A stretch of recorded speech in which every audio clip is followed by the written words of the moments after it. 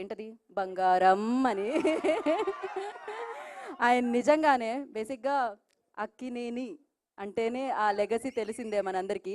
So అంత పెద్ద ఫ్యామిలీలో పుట్టి ఇంత సింపుల్గా ఎలా ఉంటారు నాగ చైతన్య గారు మీరు? ఆల్వేస్ నేను ఇన్నేళ్లగా చూస్తున్నాను, ఆయన ఒక 100 గ్రామ్స్ పెరగలేదు. ఇంత సక్సెస్ వచ్చేసింది కదా అని ఆయన ఒక 50 గ్రాములు కూడా పెరగలేదు అనమాట. సో ఈజ్ ఆల్వేస్ అంతే సింపుల్, అంతే గ్రౌండెడ్ అండ్ నిజంగానే బంగారం. ఇప్పుడు మీ అందరి బంగారం, మీరందరూ అభిమానించే బంగారం, యువ సామ్రాట్ అక్కినేని నాగ చైతన్య గారు మాట్లాడతారు. అందరికీ నమస్కారం. ఇక్కడికి వచ్చిన మీడియా మిత్రులందరికీ, అలాగే మా అక్కినేని అభిమానులందరికీ అండ్ తెలుగు సినిమా ప్రేక్షకులు అందరికీ నమస్కారం.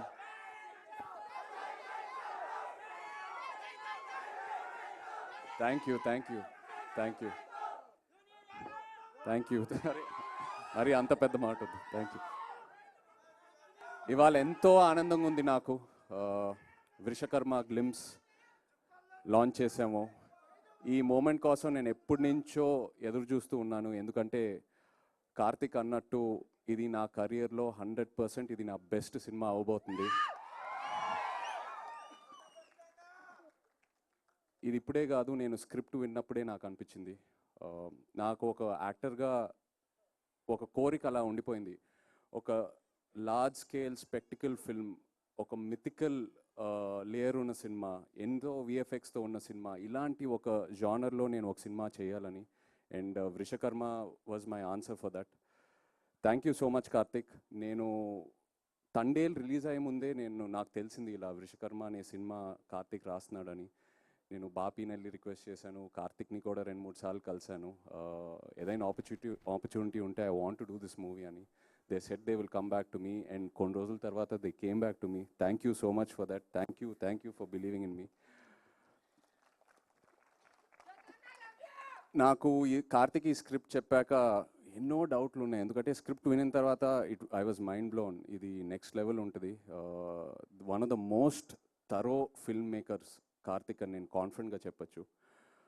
సో స్క్రిప్ట్ చదివాక నాకు ఎన్నో క్వశ్చన్ మార్క్. ఇది ఎలా అచీవ్ చేస్తాం Karthik? This is such a larger than life film. ఎంతో డిమాండ్ అవుతుంది ఈ సినిమాకి, ఎలా అచీవ్ చేస్తాం అనేది.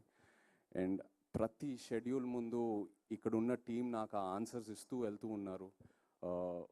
ఎక్కడ కాంప్రమైజ్ అవ్వకుండా. మామూలుగా కొన్నిసార్లు ఇది అవ్వదు, మనం చేయలేము, వేరే ఏదైనా రూట్ ఆలోచిస్తూ వెళ్తాము. బట్ ఈ టీం ఎక్కడ కాంప్రమైజ్ అవ్వలేదు. కార్తిక్కి ఏదైతే కావాలనుకున్నాడో అది 100% అచీవ్ చేసుకుంటూ వెళ్ళాము ప్రతి షెడ్యూల్లో. So thank you so much to this entire team standing here. అందరి గురించి నేను చాలా మాట్లాడాలి. ఇది ఓన్లీ గ్లిమ్స్ లాంచే. So just want to say thank you right now. But వచ్చే ఫంక్షన్స్లో చాలా మాట్లాడతాను అందరి గురించి. కార్తిక్ గురించి నేను లైఫ్ లాంగ్ మాట్లాడుతూనే ఉంటాను. నాకు అంత ఇచ్చాడు.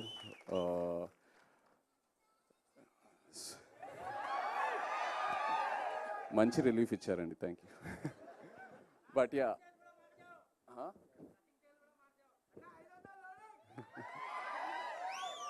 మీరు ఎన్ని ఎక్స్పెక్టేషన్లు అయినా పెట్టుకోండి, తప్పకుండా మీరు సాటిస్ఫై అవుతారు. లాస్ట్ హాఫ్ అన్ అవర్ ఈ సినిమాలో క్లైమాక్స్ ఏదైతే డిజైన్ చేశారో, కంప్లీట్ ఇండియన్ ఫిల్మ్ ఆడియన్స్కి ఇది ఒక బెంచ్ మార్క్ క్లైమాక్స్ అవబోతుంది. I promise you that. And actors ఇక్కడ స్పర్శ్కి వెల్కమ్ టు తెలుగు సినిమా. నిజంగా స్పర్శ్ ఇలా తన్ని చూస్తే చాలా అన్అజ్యూమింగ్ ఉంటాడు. But once you see his character on screen, he's given it the best. Thank you so much Sparsh. అలాగే వాళ్ళ మీనాక్షి లేదు. Wish you a very happy birthday Meenakshi. We're missing you. Jayaram garu, Satya, ఇలా ఎంతోమంది యాక్టర్స్ ఉన్నారు మన సినిమాలో. Thank you all so much. And everyone else here. Rajiv, thank you for the amazing VFX. రోజు అడిగేవాడిని, రాజీవ్ ఎలా తీసుకొస్తావు అని. ఇవాళ ఒక చిన్న శాంపులే చూపించాడు. ఫైనల్ మూవీలో ఇది జస్ట్ ఒక 10%. ఏదైతే సినిమాలో ఉంది ఇది జస్ట్ ఒక 10%. అలాగే Vijay master, thank you so much అండి. ఎంతో నాకు ఎంకరేజ్మెంట్ ఇచ్చారు రోజు. And Ajaneesh ji, thank you so much. And Nagendra గారు నాతో we have a very lovely journey. ఎంతో డిస్కస్ చేసుకుంటూ వెళ్తాము. నాగేంద్ర గారు నా క్యారెక్టర్ గురించి కూడా ఎంతో ఎంకరేజ్మెంట్ ఇస్తారు. ఈ సినిమాయే కాదు, తండేల్లో కూడా. థ్యాంక్ యూ అండి. Looking forward to doing many more films with you. Thank you. Chaitu గారు ఇవాళ మీనాక్షి గారి బర్త్డే అని మేము మర్చిపోయాం. Thank you, happy birthday Meenakshi గారు. మిమ్మల్ని స్టేజ్ మీద అయితే మిస్ అవుతున్నాం ఖచ్చితంగా. అండ్ మామూలుగానే నాగ చైతన్య గారు అనగానే దట్ రొమాన్స్ కూడా ఎక్స్పెక్ట్ చేస్తారు కదా, చాలా సస్పెన్స్ ఇవన్నీ ఉన్నాయి, థ్రిల్లింగ్ ఎలిమెంట్స్.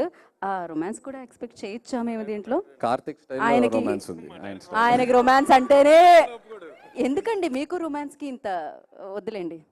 కాదు, ఇందాక మీరు ఆయన పిలిచినప్పుడు నచ్చవలే నచ్చవలే అని పాట పాడారు, అది లవ్ సాంగ్, అందులో రొమాన్స్ ఉంది. ఈ కథ డిమాండ్ చేయలేదు, అదే చాలా దూరంగా బట్ ఉంటుంది ఈ కథలో చాలా ఎమోషన్స్ అండ్ ఫ్యామిలీ డ్రామా అయితే ఉంది. ఖచ్చితంగా. సో డిఫరెంట్గా చూడబోతున్నాం అనమాట మేము చైతు గారిని. ఎస్.